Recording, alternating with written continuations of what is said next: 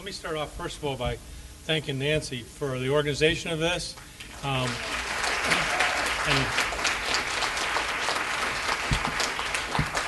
really making this, and I'm speaking as not an after-school researcher, or an after-school attender or programmer, that I really found this very stimulating, and I use the word perturbed, and I mean that in a good way.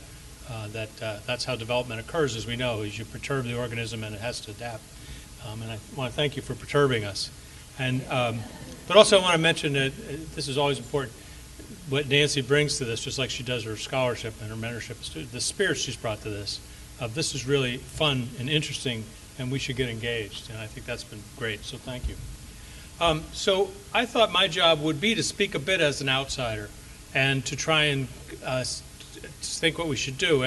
And so if you were to say to me, you came to me as a consultant and said, tell us about what you think about what we're doing, I don't think my response would change much from what it was the other morning, which is that this field is a mess, but it also may be on the verge of some coherence and some organization that could be profound, and could have meaning that goes back to methodology, and the things that Rich and I will continue to disagree about, and the content of what we do, and most critically what Rich ended up with, which is the issue of social justice, which I think undergirds what we're talking about here.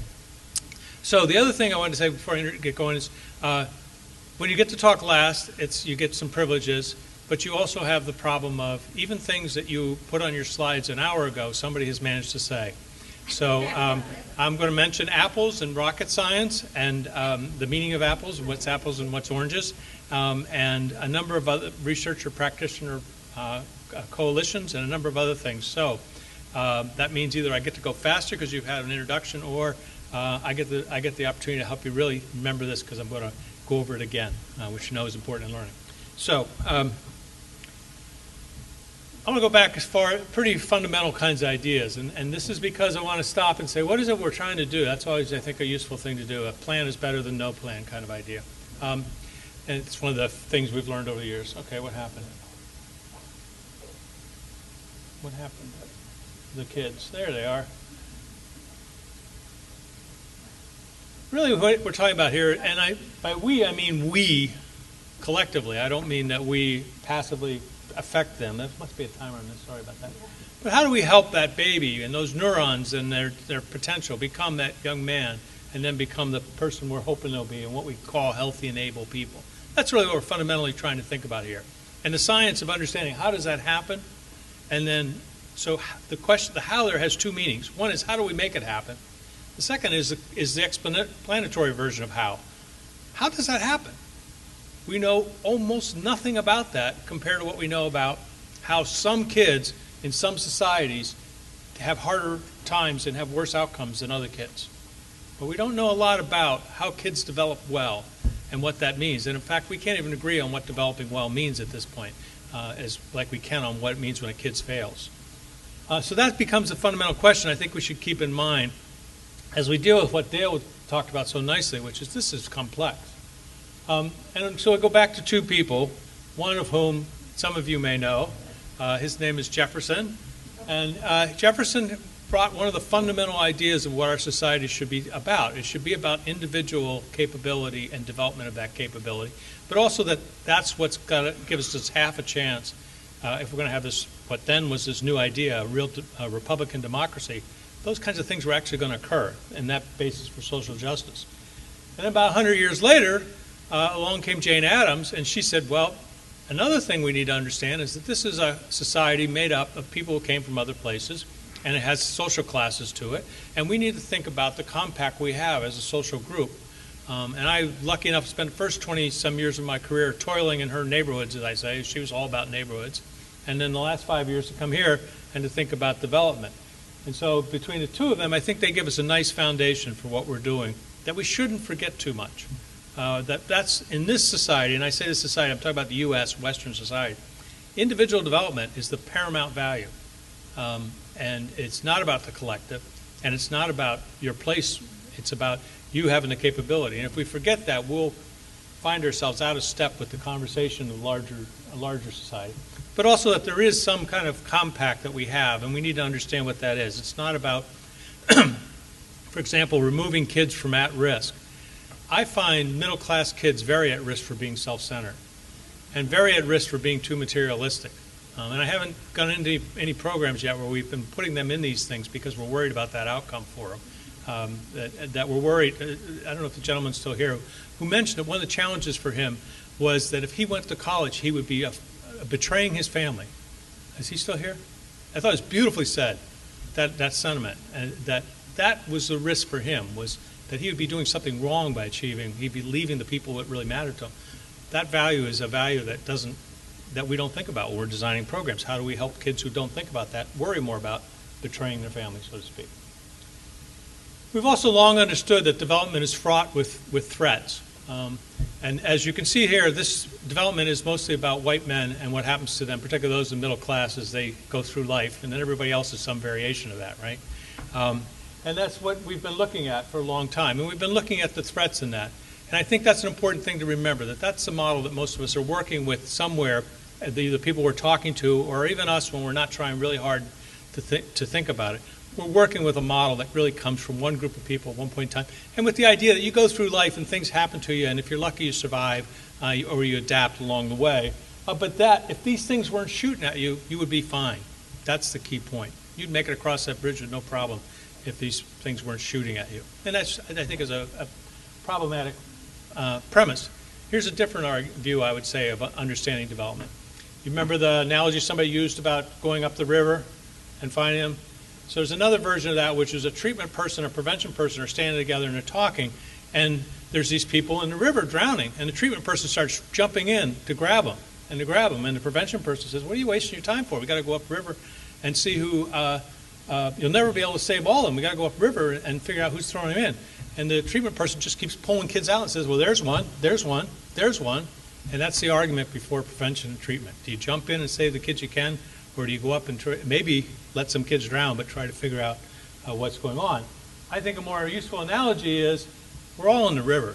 The question is whether or not you get to float along on a nice raft, or you can get up on land, or whether you're hanging on by one arm or not. And if we start to think about that, and this is, I think, goes to Rich's point of uniqueness.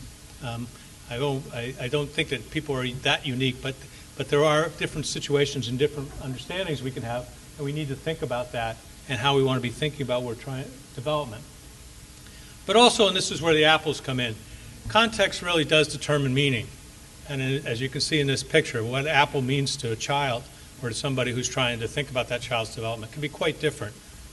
And we need to keep that in mind about what somebody is trying to achieve and what they want for themselves and what we might be able to help with. And that means that it's not just, shall we put a few more variables in, or shall we decide that we're going to work with kids who, by our definition, need to have opportunities to learn about how to spell apple. Another thing that's very important is that within the programs and within participants, but also among the people that we're engaged with as scientists and as programmers, there's quite different interests driving engagement and program support. And they're usually practical is much more critical to people than the larger picture. And we should keep that in mind, that there's different interests driving things. And often our interests may be a little more esoteric than others. And also that we exist in a world in which this is all too true.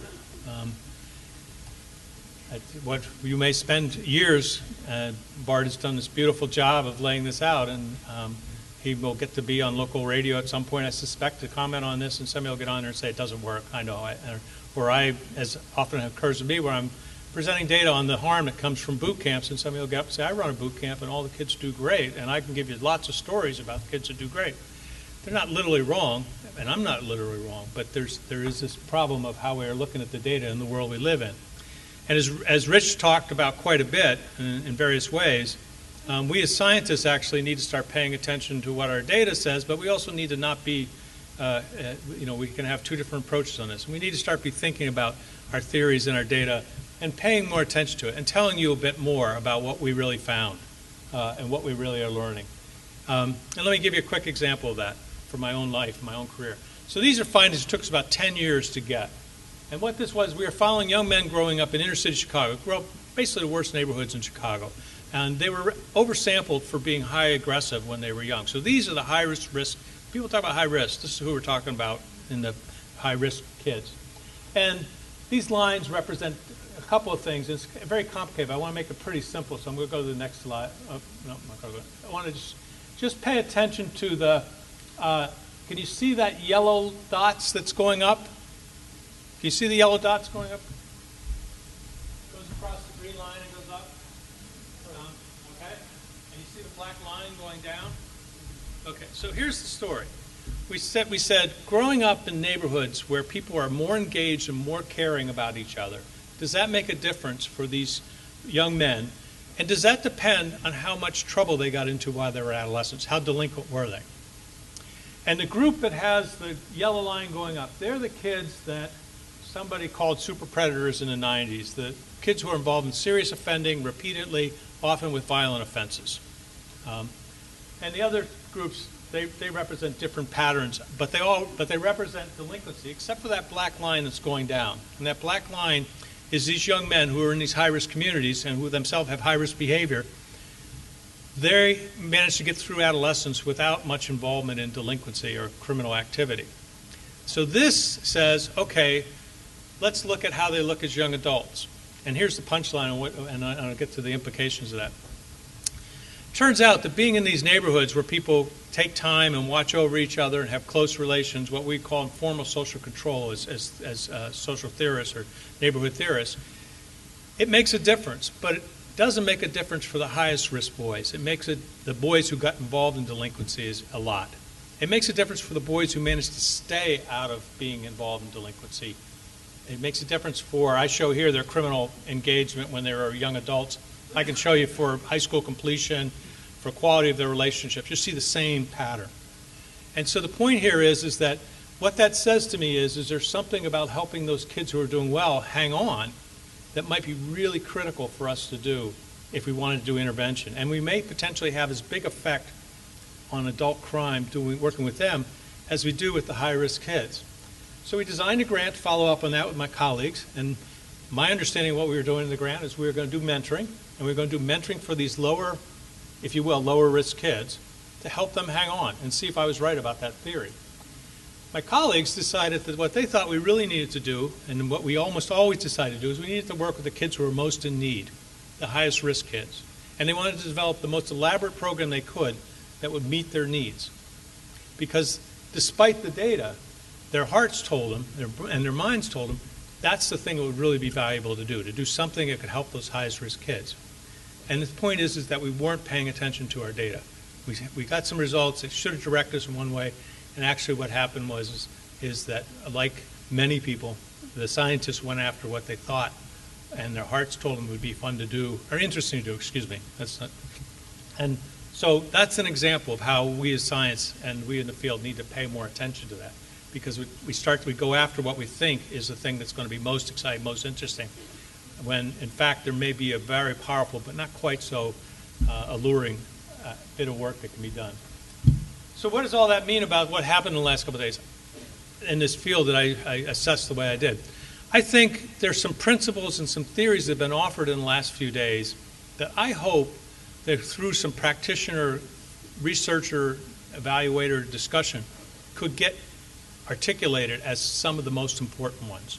And then it could be given the kind of serious collaboration between the activities that are done to try and affect those and the way the programs are offered to kids and the kind of scientific tools that can help you understand things like causality or understand whether or not a program is likely to be the basis for kids doing better or not, or whether it's serving the right kids or not.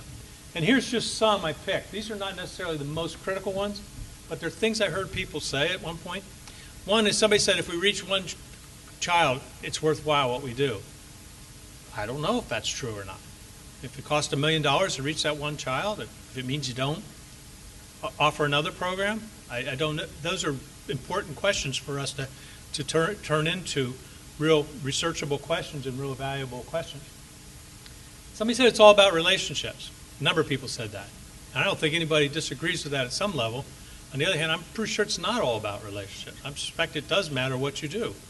And somebody said, well, it's all about trust. And I have a postdoc here. We've been talking about what does that mean to trust somebody, because that's what she studies is trust.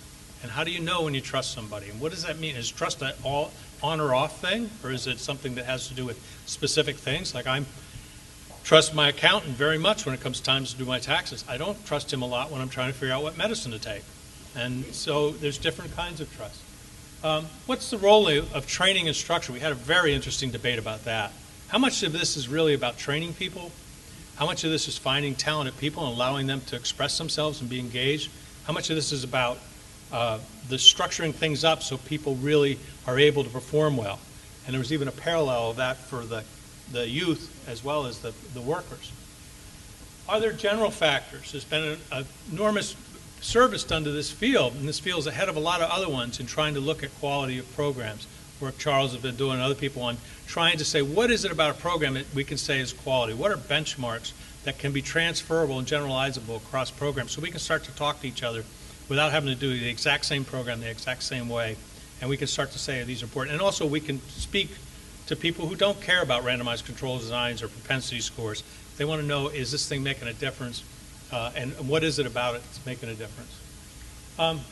Does it matter what you do? There was a lot of interesting discussion about you should have programs where kids are actually doing something practical and meaningful for them that's not about their development. They're not coming to a youth development program. They're coming to a computer program. They're coming to a shipbuilding program. They're coming to a program where they learn about running and being around other people who like to run. But in that, there's youth development. Or are those all just ways in which we get kids together and we do social emotional learning training for them? And we happen to use that through that. When there's programs out there that use tennis for that, they use golf, they use music. There's all kinds of programs out there. And a critical question is are these programs really doing something that is specific, or are they a venue for the kind of general support and development and capability recognition that we seem to think is critical to positive youth development?